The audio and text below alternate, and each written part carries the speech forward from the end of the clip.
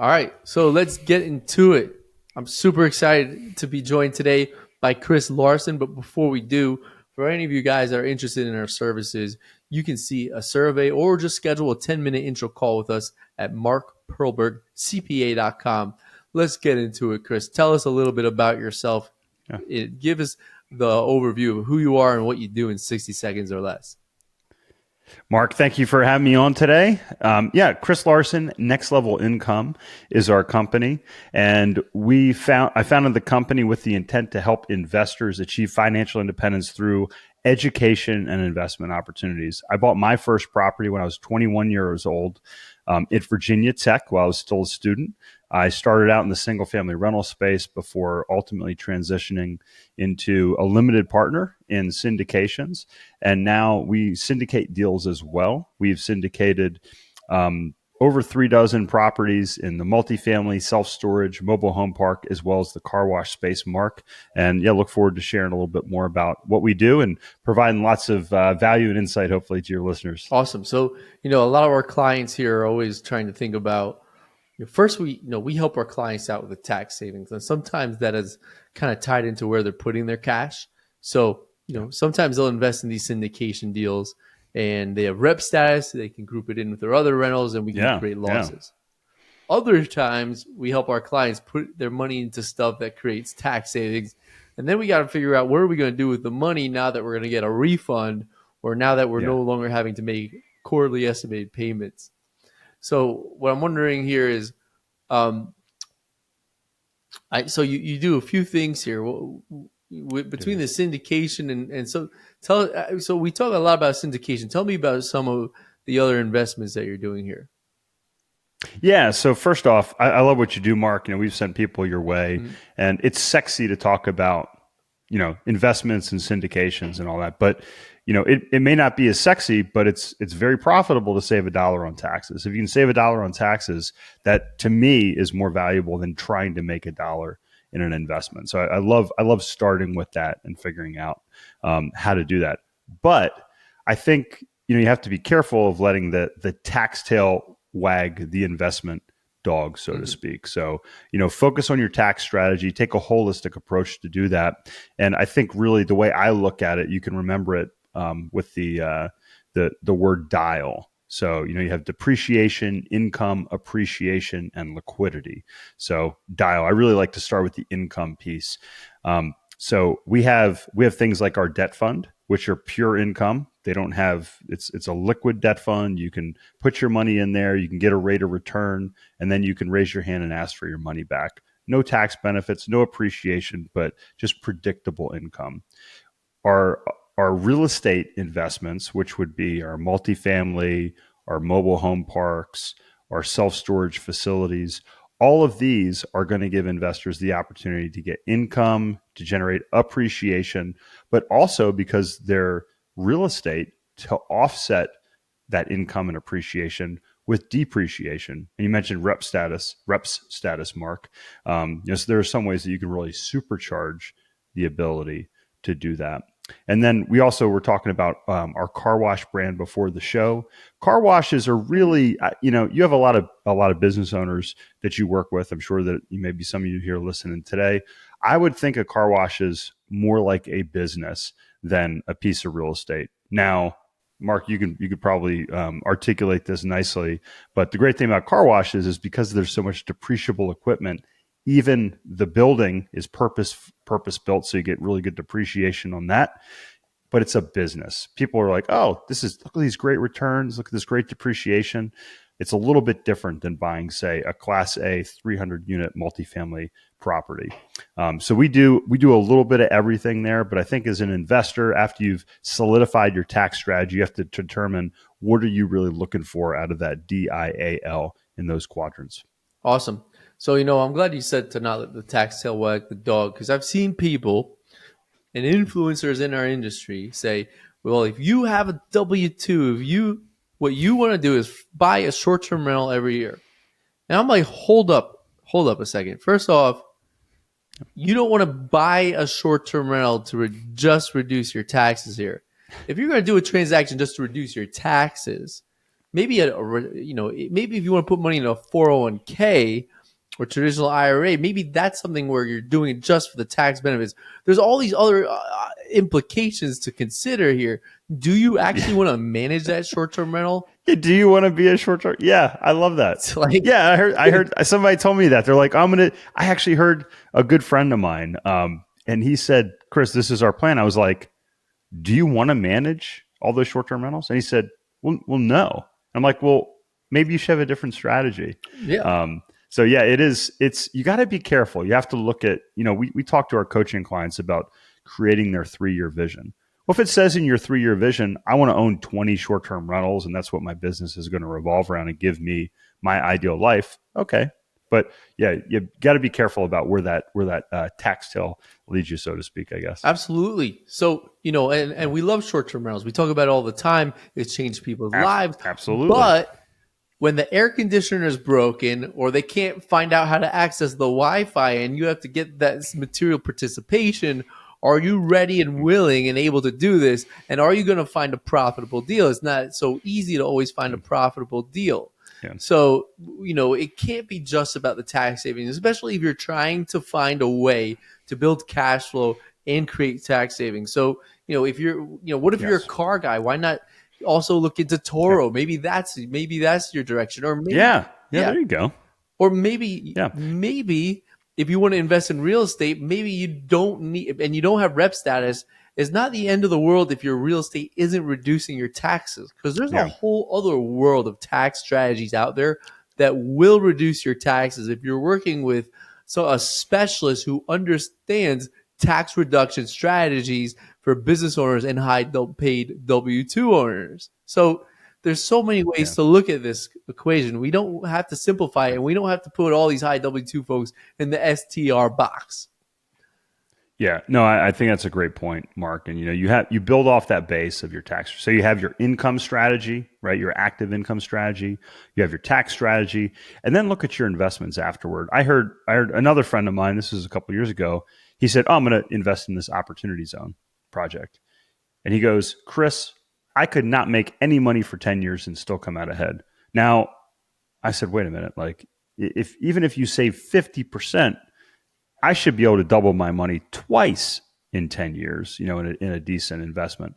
So, it's more of a complex equation, but always be careful if you say, "Hey, I'm making this investment just for the tax purposes." I think that's something you got to be really careful of. But when you are looking at investments, you should look at the after-tax return. Absolutely. So build your income base, build your tax strategy on top of that.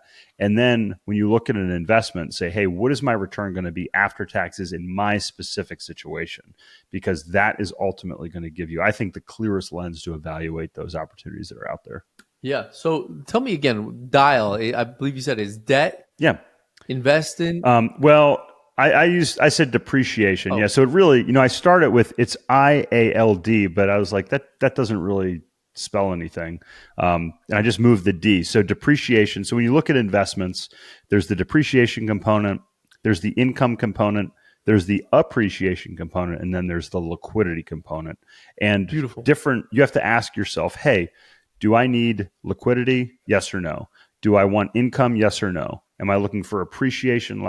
Yes or no? And then I think depreciation, which I know it's first in dial, but it's really, that's going to be icing on the cake when it comes to your investments, when you look at all those things. But you really should decide before you look at an investment, what are you looking out for? And I think, I have an investor I talked to last week, Mark, and he's really nervous about the real estate market today. But he's got his money parked in illiquid long-term investments. So, one of the things that's great about real estate is we can't buy and sell it really quickly like we can the stock market. So we don't tend to lose a lot of money as fast as we do in the stock market. So that's a good thing. But if you want liquidity, if you need liquidity, maybe your kid's going to college, maybe you're about to retire and you're not going to have any active income anymore, and you need to be pulling money out of your portfolio. Maybe liquidity is more important to you than it is to somebody, that maybe in their prime working years that's continuing to accumulate. So you have to be really considerate of each of those 4 quadrants before you make an investment. Mm-hmm. Yeah, and I find some real estate is not about cash flow, but that doesn't always kill your liquidity because you can refi and take money out There you tax go. free as Yeah, great well. point. Yeah. Um, Yeah. eh, Love that. yeah. Well, let's talk about this car wash investment strategy because we don't Yeah. get we don't get to have a lot of conversations on this. Although I've seen the numbers and they look really good. Tell me about, Yeah. obviously, there's you don't have a crystal ball and you can't generalize on everything. But tell me about some of the advantages and some of the cash flow and benefits that some of these folks are Yeah. seeing with car washes. So the number one thing is they have great tax benefits. I'm just kidding.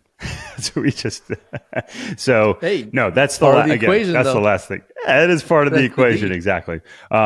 No, so number one, when I look at investments, I think about, okay, where are we in the overall real estate cycle?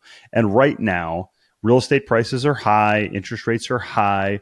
Where do you find profitable real estate investments? And right now, I'm a big fan of what I would call operating real estate. Things like car washes, mobile home parks, senior housing, assisted living facilities and communities. These all have not only the real estate piece, but also an operating component. So you're kind of double dipping in a sense in that you have operating margins as well as the cash flow from the real estate. So that helps to overcome the interest rates that we're dealing with today. It's also good, I think. You have rents are kind of flat. Some markets are declining, some markets are slightly increasing, but having that operating revenue that's going to support the income coming off that property or business, I think is a real positive. So that's number one. Number two, what are we talking about? So there's different types of car washes that are out there. There's full service, there's in-bay automatics, which I actually have one of those here in Asheville. I would call it like a robo wash, where you pull your car in, you park it, and the robot goes around your car and washes it. Ours is touch free. It's pretty cool. Then there's what's called express tunnel washes. So if you see my hat, it says Hurricane Express Wash. If you're not watching and you're just listening, you can look it up, hurricanewash.com. You can see all of our locations. But I got to know car washes, oh geez, it's been 8, maybe even 9 years ago, Mark. My uncle called me and was looking at buying a car wash. He's an accountant and he really liked the numbers. He liked the cash flow. We ended up not buying that wash, but then I ended up having a couple coaching clients with some car washes. And I was really impressed with the margins and the cash flow that they were generating. There's also the real estate component. So there's some really cool things you can do by utilizing the building, the structures, and taking advantage of those things. So I liked all those components. When my business partner came to me a couple of years ago and said, "Hey, we plan to get into the car wash space. Are you interested in joining us?" I said, "Yes." And he goes, "But I haven't really told you about it yet." I said, I know this. I've been looking at this for several years now. So we like the express tunnel model, Mark, because private equity is getting into it. It has the ability to create membership. So a membership model, which is monthly recurring revenue, which a lot of private equity groups like. And if you look into the future, you want to bet on long-term trends. So I like trends that are like 10 to 20-year long trends. That's kind of what I look for in terms of investment thesis. And the car wash space, 2 years ago, the industry said it's going to take 15 years to build out the express tunnel space in this country. So there's going to be 15 years before it's fully built out. So that's a nice runway. So we can enter the space, we can operate for 5 years, we can maximize our operating margins, we can look to exit over the next 5 years, maybe even a little sooner than that, and then still give 5 to 10 years of runway for a buyer to take our business and make money from it. So I like that long-term time frame. So that's kind of an overview. I'll stop there and then I can dive into the specifics of what we do and how we're different in the space. So tell me about some of the advantages of the real estate component of this. Yeah. Yeah. And again, you can back me up here, Mark, or correct me if I'm wrong. But one of the nice things about car washes from a real estate perspective is that there's a lot of bonus depreciation. It comes from the equipment, but also the building. And the thing about a car wash building, it's not a house, it's not a storage facility, it's purpose built. So when we do our cost segregation analysis and we ask our accountants, or we have our firms come in and take a look, we get very high levels of depreciation year one, and we have very high levels of bonus depreciation that is kicked off that offset a significant amount of the income, as well as the first year investment that we make in this. So that's something, when I look across we have 31 locations now, 32 if you count the one I own here in Asheville outside of our partnership. But I've seen higher levels of depreciation in these investments than any other investment that we've had. Wow. Very cool. So, Yeah. maybe we can't use the because this isn't rental income and you don't have reps or whatever it is. It's unlikely that these depreciation deductions can offset your other sources of income from your job or your business. But now everybody wants to see that immediate savings. But hold on here, we have a profitable, cash flowing business here. That depreciation is going to carry forward, and you're going to get distributions, you're going to get checks, and you're not going to be paying any taxes on it because of that depreciation that was unused and pushes forward. So at least in the first few years now, because of this massive depreciation, you're going to have. It's always great when you have money coming in and you're not paying taxes on it. And, and I like that. and you know what else is cool here, right? So you have let's say you're investing in real estate at the same time. Well, you're investing in real estate and you do a cost segregation study. Oh, I don't have reps. What's the point? Well, let's say after a while this thing is cash flowing and we've used up all our depreciation losses, and now we have positive taxable K1s coming in from the car wash. Well, you can take some of your earnings and save it from the car wash and other vehicles and invest into real estate, do the cost seg. And even if you don't have rep status, those passive losses from the cost seg on your real estate will offset the passive income, or what we call a PIG, passive income generator, from the car wash. So now we're building our Love wealth, that. building equity, and winning the tax game through these investment vehicles. I love that. I love that. And, one of the great things that I've seen over, almost the past decade here, Mark, is we have a lot of business owners that are investors, and their business is kicking off income. They may own their own buildings, so they have their own building that's generating rental income for them. And then they also have passive investments that they've invested in that are generating passive losses that are offsetting some of their income from other sources that they're getting in their portfolio. So again, they're not letting that tax tail wag the investment dog, but they're looking at how they can blend those investment strategies together to maximize their after-tax income. We do it personally. It's saved us thousands and thousands, probably hundreds of thousands of dollars in taxes at this point in our career. But really, that just underscores some of the benefits from the car wash space. What we love about it is it's a very high margin, typically 50% margin business. It kicks off great income. Wow. Our investors are seeing typically double-digit cash flows from their investments. And what we are looking towards is the future. I mentioned talking about the income, but also the appreciation. We're buying these businesses typically around an 8x multiple of EBITDA. And as you roll them up into portfolios, what you find is that larger groups. So we're I have to check today, but we're a top 30, top 35 operator in the country after only a couple of years. Our goal is to triple or quadruple in size. So our goal is to get to over 100 locations here in the next 3 years. And when you get to larger portfolios, that exit multiple goes up. So if we're buying a business at an 8x multiple, if we're buying a business at an 8x multiple and just putting it into our portfolio turns it into a 10 or 12x multiple, that's a 25 or 50% increase in valuation right there. We have seen portfolios trade at 18, even north of 20x for these larger portfolios. So this is one of those it's kind of a roll up model. So if you've read about this out there, you could look at our mobile home parks, you can look at our storage units, you can look at the car washes. By aggregating these businesses, you actually increase the value of each of the individual business units. So for an investor in these, they get not only the cash flow and the tax benefits, but they get the long-term appreciation that we're generating by increasing the income, but also that exit valuation as well. Beautiful. Now, here's something that you're probably not going to hear about from too many people here, partially because it's not always applicable. But for some of our business or clients, there may be opportunities to create spin-off entities where, let's say we have multiple functions in the business, we may be able to break one out into its own entity. And you're like, well, why are we going to go through this? Well, two reasons. One, you get an extra level of asset protection by putting it in its own LLC. But there's also a tax benefit that if we can say that for this other business that serves ours, now that we've broken out, we're not involved in this other business here. We oversee it, we own it, but there's other people operating it. So now we've carved out a piece of the income as passive income. So now let's say we can create this other entity with, let's just say, $100,000 of passive income.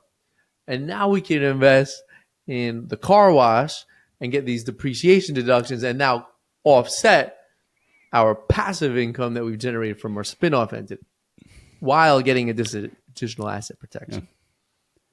I love that. And I know exactly what you're talking about. I've talked to different investors and I said, hey, you got to talk to a group like Mark's because if you can take what you're already doing and just organize it in the right legal tax structure, you can save money just by the right organization. And it's basically like a good example, and you're probably better explaining this than I am, Mark, but it's like pouring water into a bucket. Sometimes that water fills up, right? It fills that bucket up. But if you have two buckets and you put half the water in one bucket and half the water in the other bucket, now you have more room in those buckets. So depending on where your income's going, what bucket it's going in, you might not be able to do anything with it at that point. But if you just put it in the right bucket, it's the same amount of water, it's the same amount of money, just put it in the right bucket. Organize those buckets the right way, and then you can really benefit from that. And it's kind of, it's kind of silly in a sense that, we have to, it's play this game in a way, but it's like Monopoly. And it's like, if you look at the cover of my book, which by the way, if you want to get a free copy, you can get it at our website, nextlevelincome.com. Beautiful. But it's like Monopoly. People are like, oh, that's not fair, Chris. You're not paying enough in taxes. It's like, well, wait a minute. If we sat down and played Monopoly and I read the directions and instructions how to play and you didn't, and then I beat you, would you say that's not fair? Or would you said I just prepared? Mm-hmm. And that's why I love what you do, Mark, because you help your clients prepare for the rules that the IRS put in place. All we have to do is understand the rules, organize our income and our investments according to the structure that the IRS and the government suggest that we do for whatever purposes they want to serve. And typically they're to help the economic activity of this country. And look, that's the way we do it, right? If we can encourage business investment, we can encourage the economic engine of this country. And if you're a small business owner, small businesses create the vast majority, if not all of the net jobs in this country. So I'm a huge fan of entrepreneurs and small businesses. I think entrepreneurs will save the world. And you are an integral part in helping us do that, Mark. Wonderful. And that was wonderfully said because what the IRS, what the government wants us to do is two things: invest in real estate, build real estate, and start and build businesses. So, as a result, yes, you're getting tax savings. And for those of you who are now, I don't really think any of my listeners are big fans of AOC. They probably wouldn't listen to this. They'd probably listen to something else. Oh, where's this going to go? I'm getting excited. But for those of you who want to bash these tax incentives, look at what we're doing here. We're you're creating growth. You're building efficiencies in society. You're creating jobs. You're creating opportunities. You're enhancing profits. So that's why the tax savings is going to come along with this. It's not a coincidence. Yeah. Sometimes it is, but a lot of these things, there's not a coincidence why when you do these certain activities, you're rewarded with tax savings. Exactly. Exactly. And that's what bonus depreciation is, right? The government is giving you a bonus to invest in equipment, say a new car, say new equipment for a car wash, um, uh, computers, all Mhm. kinds of different things to help not only generate income for the businesses that are out there, but also buy things that are going to enhance the business that you have. And I mentioned entrepreneurs. People are like, "Well, Chris, you got." I see these car washes come up all over the place. I like to give the example of Chick-fil-A. So Chick-fil-A, it's in you're in Atlanta, Mark. Oh It's yeah, one of the they love it's the the Chick-fil-A. origination. I've been to the original Chick-fil-A down there. Absolutely, we're not too far away in North Carolina. They're everywhere. My kids love Chick-fil-A. Yeah. But when you come up here to visit, I'll take you here. There's a place around the corner. It's a brewery. And they serve my favorite chicken sandwich in Asheville, but it's like $15. Okay, that's not cheap for a chicken sandwich. It's a good chicken sandwich. It's got pimento cheese on it. And that's why I said I'm going to wait till you come up because it'll be a business deduction then when There you we when you come go. up and I can go there. You Um, justify it. yeah, but it takes a lot of time to wait and get it. It's more expensive. Maybe I get a beer if I'm there. Next thing you know, I'm walking out of there. It's $30 with a tip for a chicken sandwich and a beer. Right? I can go to Chick-fil-A. It's $5 for a chicken sandwich. But what's the difference? The difference is not it's not the quality of the service, or I'm sorry, it's the quality of the service and the quality of the sandwich. But why would I go to Chick-fil-A? I go to Chick-fil-A because it's a great value for Mhm. $5. And that's what we're trying to create in our car washes is a great value. People that go get their car washed in an express tunnel, they're looking for value. They're looking for convenience. They want predictability. So if I go to Chick-fil-A, I mentioned if I go to the place around the corner, it's going to take a while. It's probably going to take 30 to 45 minutes for me to order the sandwich and eat and get out of there. Chick-fil-A, I'm in and out in about 5 minutes. Some days it may be 10, some days it may be 2 minutes, but it's probably about 5 minutes. It's predictable, great quality. And guess what? They always treat me nice. They're dressed nice. I don't know where they find all these well mannered They're high amazing. school and college kids. They are amazing. They also, I find they undersize their outfits. I don't know if that's because it's before or after they feed them all this free Chick-fil-A. Um, but yeah, so we're trying to do the same thing. We want to be the Chick-fil-A of the car wash space. We want people to feel welcomed. We want to provide a great value. And we want people to feel good when they go out the other side with a predictable wash. We know you can get a better car wash by hiring somebody to detail your car for 100 or $200 or $300. We know that. But for $1 a day, $20 a month, $30 a month, it's really hard to beat the value that we provide. And we want to make sure that you have a great experience when you come in there. So you can check out the business at hurricanewash.com. What's wonderful about this too that I want to highlight is how replicable this is. Because Yes, very scalable. Absolutely. what we do as CPAs is hard to replicate. Yes. Yes. I had to go through a lot of training. I don't know Yeah. how, if I had unlimited access to create Chick-fil-A franchises, I could build that a lot faster than our practice. The training is so intensive. There is such a small demographic of people who can intellectually handle the planning and the work that we do. We had a prior podcast webinar on the topic. It was maybe a few ago on exiting with Randy Long and Ellen Long on building SOPs and systems so you can sell this as an exit Yeah. and how important it is to be out of the business as an owner. And this is incredibly hard for me as an advisor. And for some of us listening who are in those knowledge workers, highly skilled Yeah. professionals, surgeons, doctors, dentists, we Yeah. all have our systems and we do, and I train my staff profusely. But the cool thing about these car washes, here's a pun for you: can rinse and repeat. You can Yeah. take I love it. an SOP and you can just repeat Yeah. it over and over and over again and teach it to just about anybody. So the exits Yes. are really profitable on these things, and is easy to develop these systems and scale it. And for some of us who want to invest and want to simplify our lives because we are professionals like myself, this is a great place to park our cash where all these complexities and changes in the tax code and all of this stuff doesn't really impact these other types of industries. Yeah, that's a great point, Mark. And that's one of the things we look for. And in my book, I talk about how I'm always looking to scale. And what's nice about the car wash space is you can build one of these brand new. It's all the same equipment. You can put the same equipment in each location. You only need 4 or 5 people to run one in a very efficient, um, high performance way. You can even put in a sales associate in there to help sell these memberships. So that's not complicated. It's a pretty straightforward sell. Hey, Mark, we saw you here last week. You came here again. Would you like to buy a membership? You'll save money versus paying for a single wash, right? And you live right down the road. So it's like, hey, that's a pretty easy sell. It's a high value.